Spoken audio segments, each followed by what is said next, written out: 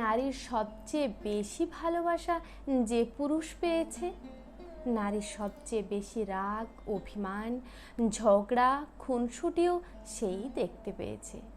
নারীরা একটু এমনই। নারী যাকে সবচেয়ে বেশি ভালোবাসে তার উপরেই সবচেয়ে বেশি অধিকার দেখায়, রাগ করে, ঝগড়া করে, অভিমান করে। নারী সরলতার প্রতিমা হয়, আবার রাগের উপমা হয়।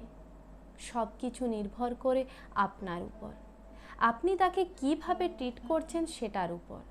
স্বাভাবিকভাবে পুরুষের তুলনায় নারীদের বেশি মুড সুইং হয়, তাই নারীদেরকে বুঝতে পারা একটু বেশি কঠিন।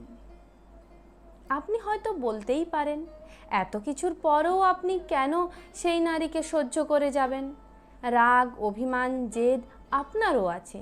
শক্তিমত্তার বিচারেও তার চেয়ে সৃষ্টিকর্তা আপনাকে বেশি শক্তিশালী করে পাঠিয়েছেন। আপনি চাইলেই সেই শক্তি, রাগ, ক্ষমতা প্রয়োগ করতে পারেন।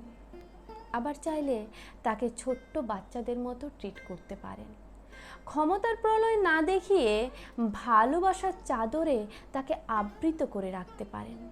হয়ে উঠতে পারেন তার প্রিয়তম পুরুষ, সবচেয়ে নিরাপদ আশ্রয়।